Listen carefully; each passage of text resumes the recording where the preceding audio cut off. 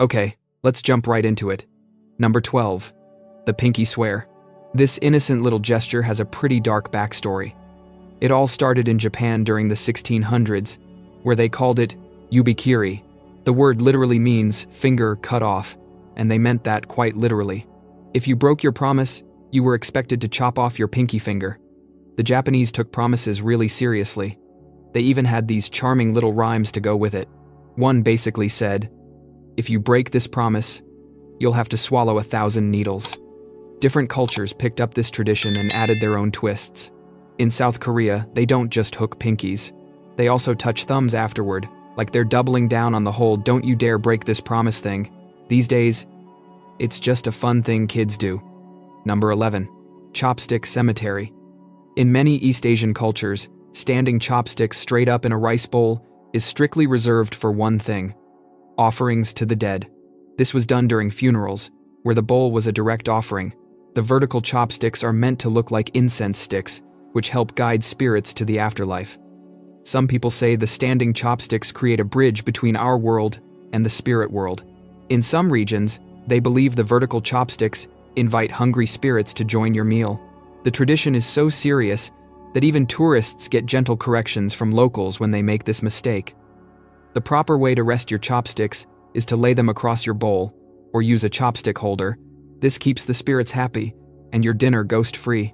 Number 10. Tossing spilled salt. Back in ancient times, salt wasn't just that white stuff you put on fries. It was literally worth its weight in gold. People would actually get paid in salt instead of money. That's where we get the word salary from. It comes from the Latin word for salt. Spilling salt was like throwing money on the ground. But people believed evil spirits were always lurking around, waiting for moments of waste or misfortune. These spirits would hang out behind your left shoulder, ready to cause chaos. So when someone spilled salt, they'd quickly grab a pinch and toss it over their left shoulder. The idea was that the salt would hit the evil spirit in the face, temporarily blinding it. Think of it as throwing sand in someone's eyes. But the someone is an invisible demon. Number 9. Saying goodbye.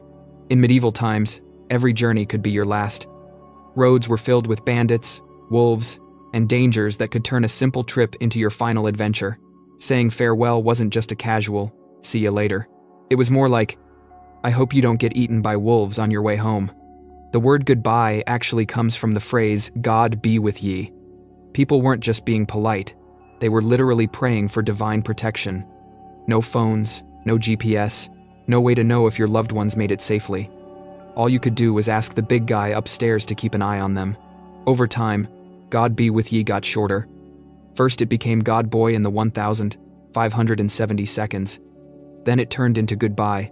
The God part changed to "good" in the late 1600s, making it sound less like a prayer and more like a casual farewell. Number 8. Armored identity check. Imagine you're a knight in shining armor, riding across a medieval battlefield. You spot another armored figure in the distance, friend or foe.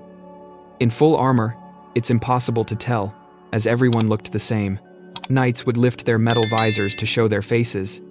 This wasn't just being friendly, it was proving you weren't an enemy in disguise, and was how you avoided getting turned into a human shish kebab.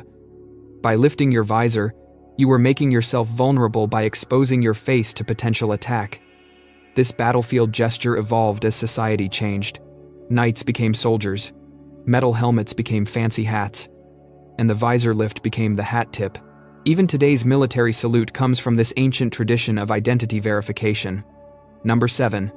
Curbside protector duty. Back in the days before proper plumbing, city streets were basically open sewers. People would just toss their waste out of windows without a second thought. We're talking about everything from dirty dishwater to things you definitely don't want landing on your head. This created an interesting social custom. One person, often the man, would walk on the street side of the pavement. Being the person walking closest to the street meant you were a human shield, protecting your companion from whatever might come raining down from above. Think of it like being a human umbrella, but instead of rain, you're blocking something way worse. The person on the inside of the sidewalk stayed clean, while their companion might take a direct hit. This wasn't just about being polite. It was about keeping your loved ones from getting showered with yesterday's soup. Or worse. The tradition stuck around, even after proper plumbing became a thing. Number 6. Funeral flowers. Back before modern preservation techniques existed, funerals had a rather pungent problem. Bodies would start to decompose almost immediately, and the smell wasn't exactly pleasant for the grieving family and guests, so people got creative with flowers. Nature's original air freshener. They would surround the deceased with tons of fragrant blooms to mask the unpleasant aromas. The stronger the scent, the better. Roses, lilies, carnations, anything to overpower nature's less pleasant perfumes. There's a famous story about President Andrew Johnson's funeral in the 1800s. They had to keep bringing in fresh flowers throughout the ceremony because his body wasn't preserved with modern methods. The flowers weren't just for show. They were working overtime as natural air fresheners. Over time, as preservation methods improved, the practical need for flowers disappeared, but people kept bringing them anyway, and the tradition evolved into the symbolic gesture we know today. Number 5. The bridal bouquet. In medieval weddings, the bride walked down the aisle holding what looked like a bunch of garlic and herbs. Back then, when you gathered friends and family for a wedding, things got interesting. The bride's solution was a bouquet of the strongest smelling herbs she could find. We're talking garlic, dill, and other potent plants that could knock out a horse. It was like a medieval version of Febreze. With bonus features, these herbs weren't just fighting body odor. People believed they could ward off evil spirits. Apparently, demons hate the smell of garlic just as much as vampires do. So there you are, holding your garlic dill combo pack. You're masking Great Uncle Edmund's smell and keeping evil spirits from crashing your wedding. Over time, as soap became more common, these smelly herb bundles evolved into the pretty flower arrangements we see today. Number 4. Royal back turn ban. In royal courts, turning your back on the monarch wasn't just bad manners. It was a serious offense that could cost you everything. Kings and queens were pretty paranoid about people plotting against them. Every little gesture was watched and analyzed for signs of disloyalty. Turning your back wasn't just considered rude. It was seen as a sign that you might be planning something nasty, like pulling out a weapon. So rulers made it a strict rule. Never turn your back on them. That meant people had to master the art of walking backwards while bowing. Imagine trying to leave a room without tripping over your fancy robes. One wrong move, and you could literally stumble into the dungeon. This rule wasn't just about protecting the monarch physically, it was about power and control. Number 3. Spirit snatching size. The mouth was seen as a magical doorway where your spirit could slip out, or where demons could sneak in. People genuinely believed that if you yawned without covering your mouth, some sneaky spirit might just zip right in and take over your body. It's like leaving your front door wide open in a bad neighborhood, except the thieves are invisible, and they're after your soul. And it wasn't just about evil spirits moving in. They thought your own soul might get bored and wander off during a yawn. That's why covering your mouth wasn't just good manners.